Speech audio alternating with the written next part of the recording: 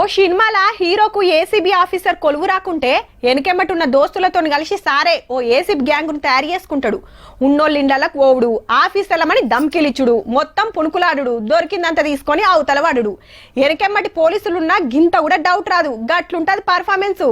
గీళ్ళ కథ కూడా గట్లనే ఉన్నది. అయితే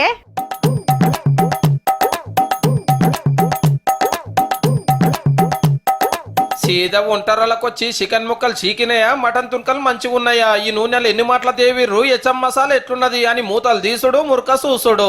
ఒక పారే నలుగురు ఫుడ్ ఇన్స్పెక్టర్లు ఊరుకొచ్చి అంత పునుకులాడి ఏది సకా లేదు, రూల్స్ పాటిస్తలేరని 2 లక్షలు డిమాండ్ చేసిరు హోటల్ ఓనర్ను.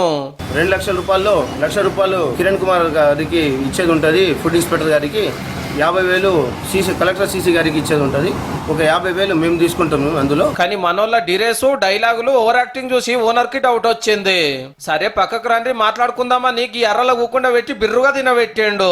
చిన్నగా బయటకు వచ్చి తెలిసిన ఫుడ్ ఇన్స్పెక్టర్ కు ఫోన్ చేస్తే మనోళ్ళు ఉత్తుత్తి ఆఫీసర్లు అనే భాగోతం బయటపడ్డది. ఒక 50,000 ఉన్నాయి సార్, కూర్చోండి ఇస్తా అని చెప్పేసి ఒక 30,000 చేతిలో పెట్టి వాళ్ళని కూర్చోబెట్టని మా అబ్బాయి బయటికి పోయి అందరినీ గ్యాదర్ చేసుకొని చుట్టుముట్టున్న వాళ్ళని దోలుకొచ్చి గట్టిగా అనగబెట్టి పోలీసులకు ఒప్ప చెప్పిండ్రు.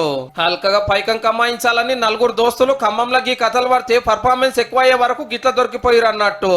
5దో 10దో అడిగితే ఒరిజినల్ ఆఫీసర్లే కావచ్చని ఇచ్చినా ఇద్దరేమో.